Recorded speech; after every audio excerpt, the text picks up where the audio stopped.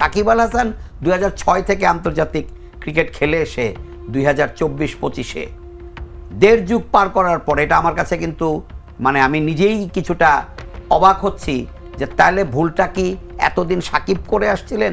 আইসিসির যারা এইগুলো দেখার কাজে নিয়োজিত তারাই সাকিবের ভুলটা ধরতে পারেননি, নাকি এখন করে যে এখন যে টেস্ট হচ্ছে সেই টেস্টেরই বা কি কতটা কি বলবো আমি মানে সত্যিকারের এই টেস্টটা কি একদম কতটুকু নিখুঁতভাবে হচ্ছে কিনা সেটা নিয়েও আমার সংশয় আছে। আমি সাকিবের পক্ষে বলছি না। সাকিব আল হাসান 18 বছর আন্তর্জাতিক ক্রিকেট খেলে ফেলেছেন এবং একবারের জন্য তার বোলিং অ্যাকশন। সাকিব কিন্তু মুথিয়া মুরালীধরন নন। মুরালীধরন অন্তত 3 বার প্রশ্নবিদ্ধ হয়েছেন, সাকিব প্রশ্নবিদ্ধ হলেন সেদিন।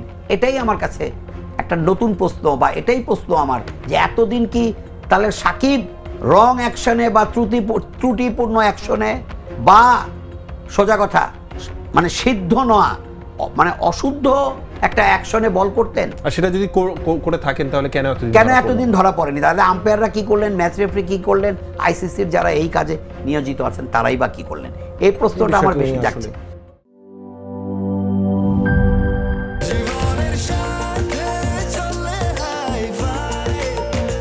স্বাস্থ্যকর অল টাইম ফ্যামিলি কেক, সব সময় অল টাইম হেলদি লাইফ।